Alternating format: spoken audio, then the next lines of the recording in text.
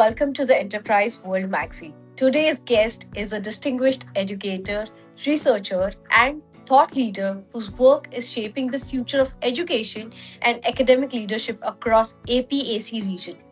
With a deep commitment to research, innovation, and mentorship, she has influenced countless students, educators, and institutions with her vision and expertise. As an associate professor second at the Raman Research Institute, Sanjukta Roy has contributed significantly to advancing education practices and academic leadership, making her one of the most influential education leaders to watch in 2026. So, please join me in welcoming Sanjukta Roy. Sanjukta, thank you for joining us today. Welcome to the show. Thanks for the very kind introduction. Okay, so Sanjukta, let's start with your journey. What inspired you to pursue a career in education and research, and what motivated you to focus on leadership in this field? From my childhood, I had a lot of encouragement for education. So my parents had given utmost importance to my education, and they had given me full freedom to choose my career. And when I told them that I want to pursue research and academics as my career, they were extremely encouraging. So I'm very grateful to my parents for this encouragement. So to come to research, I would like to share an interesting fact about my childhood, which had inspired me to come to research in my later stage of life.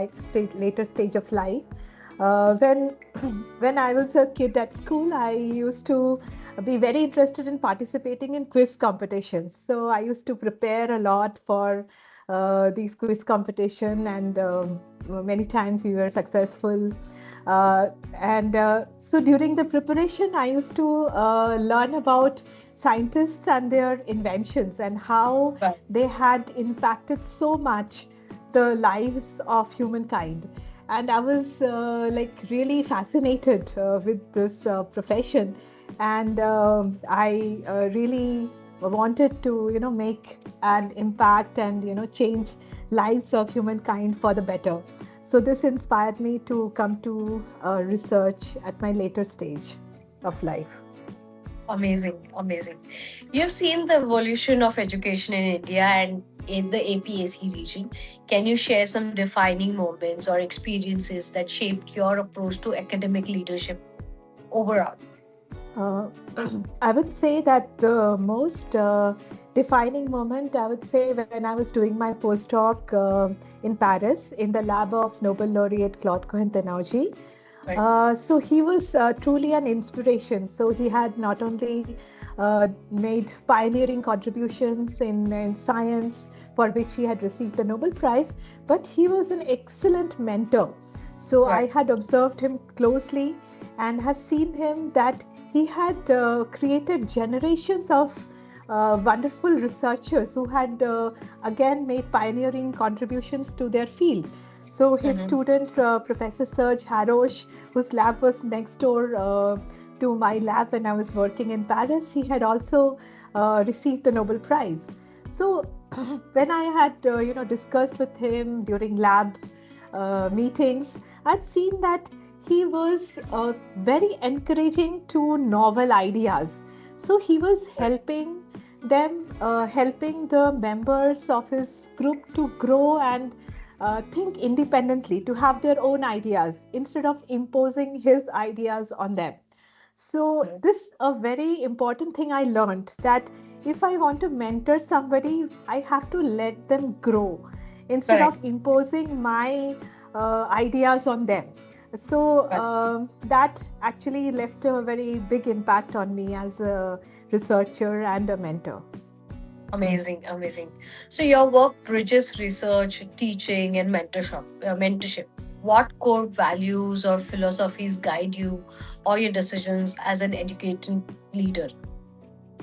The core value which I follow is that I need to identify the strong points in the researchers whom I'm mentoring or the students, and let them develop their full potential and to nurture them to develop their strong points.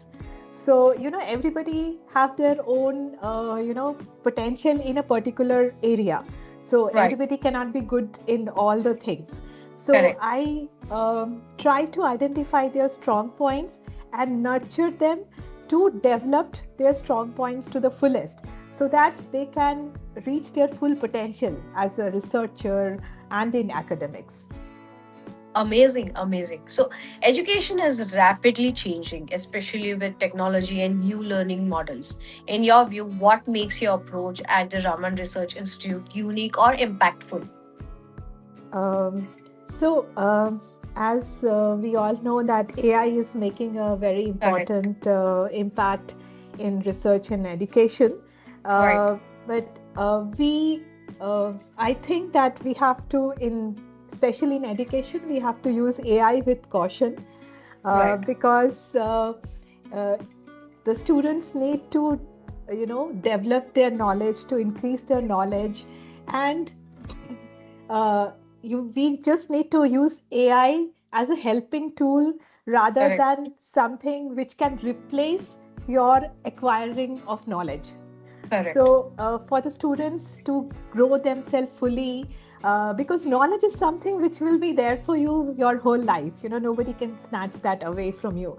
So the students should, concentrate on developing themselves, acquire knowledge in the field they enjoy the most, and then use AI just as a helping tool rather than a major part of their education. That's true. And one more approach towards my research I adopt is that in research there's a joy of new discoveries. So I always motivate my students to look for new results in our experiment, completely unbiased. So I motivate them to explore, and when we explore, you get new ideas, you get new results. So in our experiments, we try out new ideas completely unbiased, and indeed we get surprising results.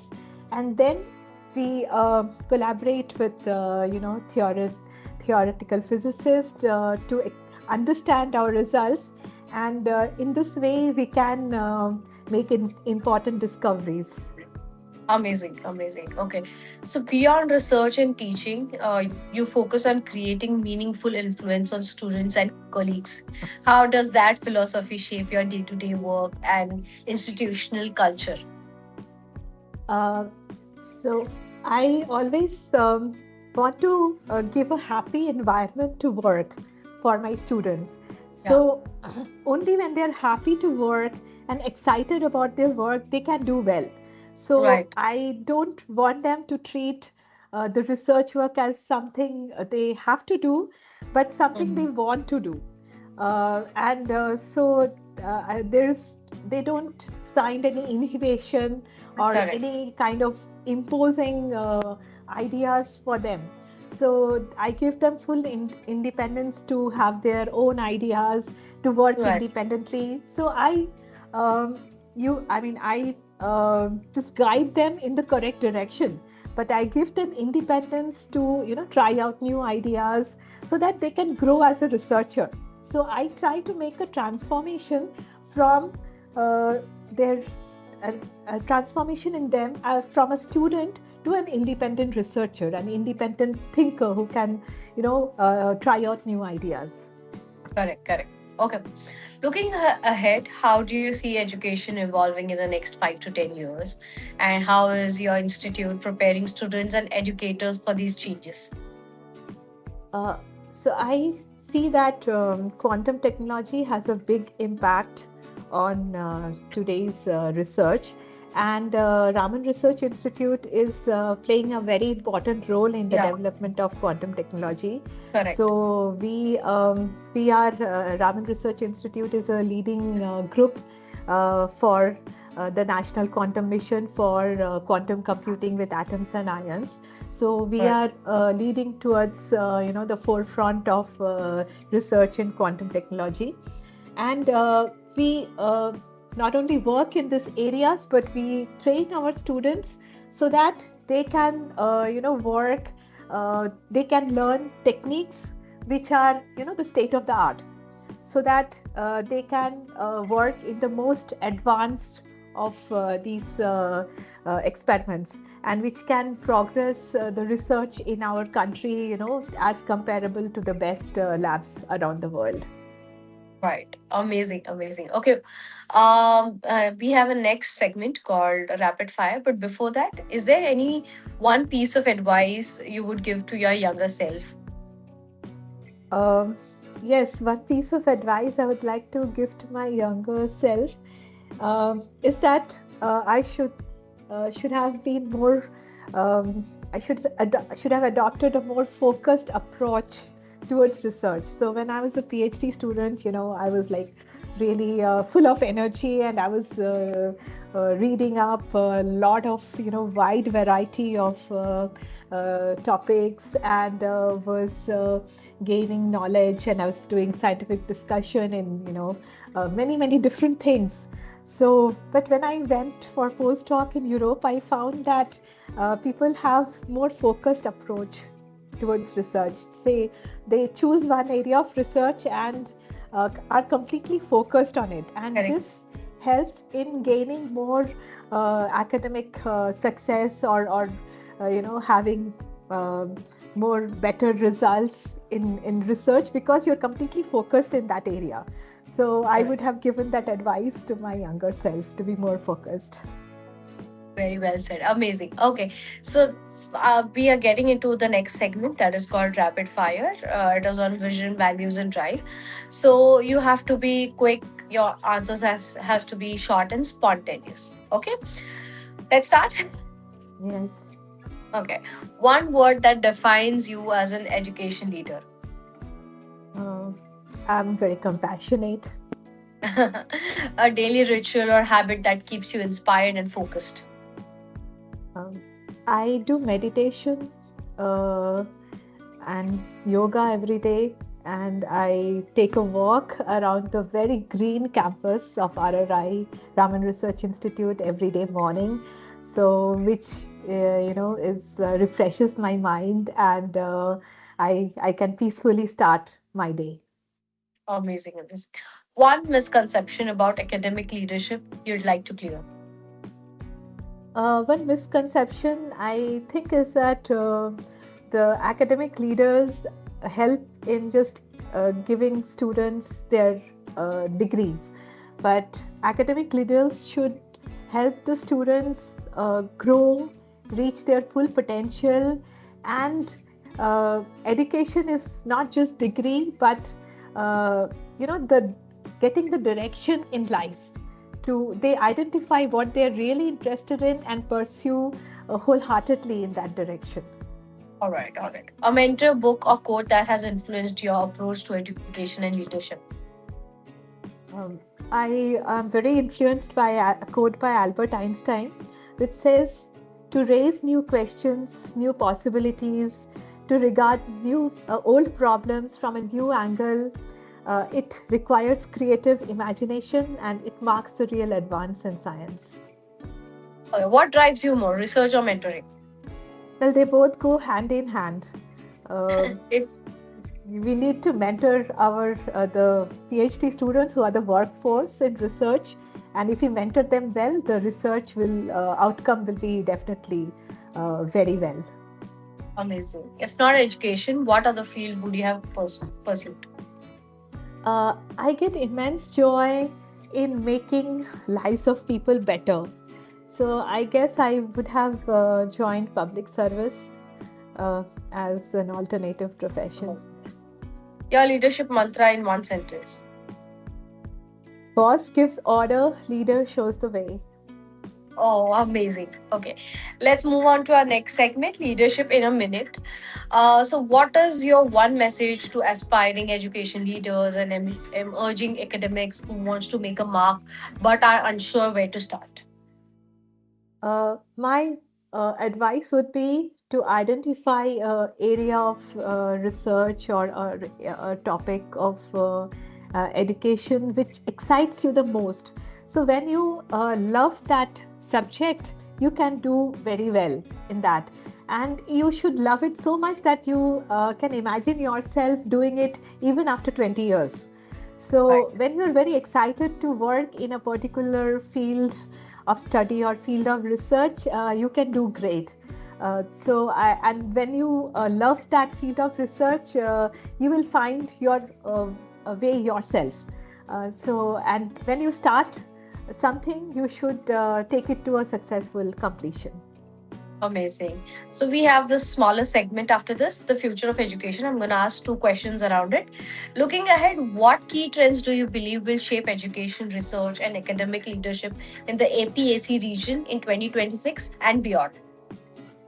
In 2026, I guess there is a lot of impact of development of quantum technology in research. So our government has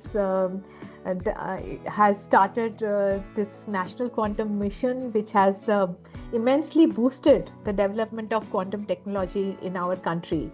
So this can lead our country to work in the forefront of quantum technology. And all the top premier education institutions have also realized that, and they have also started a course on quantum technology, so that the students are already have an exposure to this emerging field of research, which is going to shape the research and education in the next decade or so. Amazing. All right. How will the Raman Research Institute continue to lead innovation and deliver meaningful impact in education and research in the years to come? So Raman Research Institute always works in the frontiers of this field of research. So we always try to take up challenging areas of research and try to work in the forefront, even though it's more challenging, but the outcomes are more rewarding. So we not only work in the frontiers of the field of research, and also train our students to do so. So we motivate our students to take up challenging research work and to push the boundaries towards the frontiers of research. Amazing. So with that, we are at the end of our interview today. Sanjukta, thank you for sharing your journey. Your insights, vision, and leadership has helped shaping the future of education. Your story is a remarkable example of how research, mentorship, and strong leadership can transform education and empower the next generation of learners and leaders. Okay. And to all our viewers, we'll be back soon with more conversations, spotlight leaders who are transforming industries and driving the future of enterprise right here on the Enterprise World. Thank you. Thank you so much.